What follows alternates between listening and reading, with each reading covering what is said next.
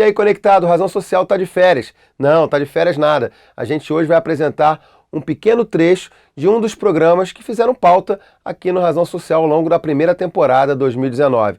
Olha só, se liga nesse daí. Olha, a nossa temática de hoje vai falar sobre acessibilidade e inclusão. O Poder Judiciário, qual é a responsabilidade do Poder Judiciário nesse tema? Bora lá conhecer uma dessas iniciativas. Ela é juíza federal de uma região que concentra altos índices de vulnerabilidade e violência. A gente está falando da Baixada Fluminense, no Rio de Janeiro. Eu estou aqui com a juíza federal, doutora Cláudia Valéria, que preside a comissão, não é isso, doutora Cláudia? Sim. De Acessibilidade e Inclusão do Tribunal Regional Federal da Segunda Região, não é isso, doutora Cláudia? Uhum. Doutora Cláudia, como é que uma juíza que tem uma responsabilidade numa região de violência para atuar em relação ao crime, trabalha, tem essa sensibilidade de atuar numa causa tão importante para a sociedade, que é a causa da pessoa com deficiência? Na verdade, assim, tudo começou desde que o Gabriel nasceu, né? Apesar de eu sempre ter sido uma pessoa muito engajada em causas sociais, mas é diferente quando a gente passa a viver uma determinada questão. Mais do que isso, eu penso que é uma responsabilidade de todos nós, não apenas porque eu tenho um filho com deficiência, mas eu acho que todos devem olhar para essa questão. Então, eu penso que existem determinadas missões na nossa vida. Então, além da minha profissão, que eu amo e faço com muito orgulho e com muito comprometimento, tá? A minha missão hoje, maior, é justamente lutar pela causa das pessoas com deficiência, que ainda é um segmento discriminado, né, vulnerável. Então, jamais eu poderia deixar de me engajar nessa causa e levar às pessoas informações, porque a informação é muito importante para você exercer o seu direito. Então, isso me fez dispor de um pouco do meu tempo. Em 2006, foi aprovada pela ONU a Convenção Internacional da Pessoa com Deficiência.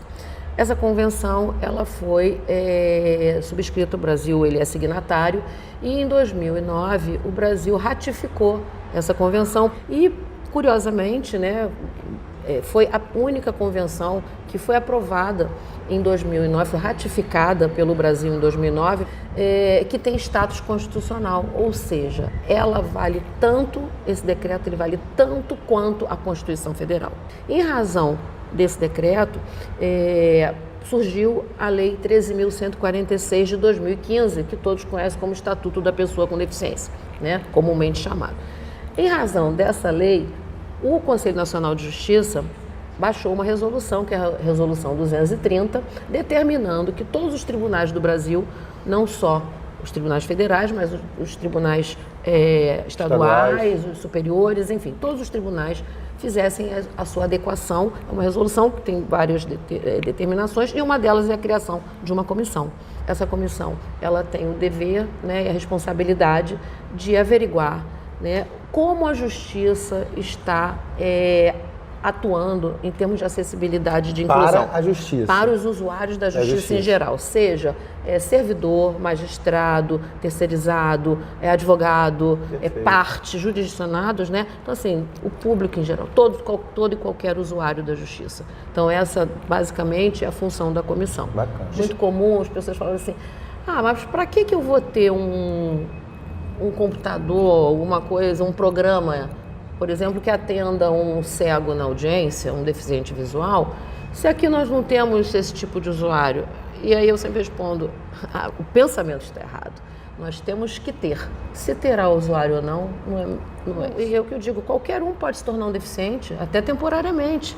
Então nós temos que ter, não importa se vai ter usuário ou não. É verdade. Né? Mas justamente para você cumprir, né, o que o Estatuto determina, você tem que prover os meios necessários. E quando a gente fala de acessibilidade, inclusive, a gente tem que pensar sempre na pessoa com deficiência por conta própria, ou seja, que ela seja capaz de utilizar aquele ambiente, aqueles objetos sozinha. Claro que tem pessoas que não conseguem, mas eu digo, quando a gente sempre pensa em acessibilidade, a gente tem que pensar nisso, né? Para que ele não dependa de ninguém. Então, é necessário que se cumpra, não temos que questionar nenhum tipo de dúvida, né, para o cumprimento. Tem que fazer, porque eles precisam exercer os seus direitos de cidadão. E não há como se exercer os direitos de cidadão se você não puder, no mínimo, se transportar. Né? O direito de ir e vir com tranquilidade, exatamente. Né? Com dignidade, com principalmente. Certeza. Né? Doutora Cláudia Valéria, juíza federal, né, da 2ª Região do Rio de Janeiro. Quero que a senhora olhe para aquela câmera ali e diga qual é a sua razão social.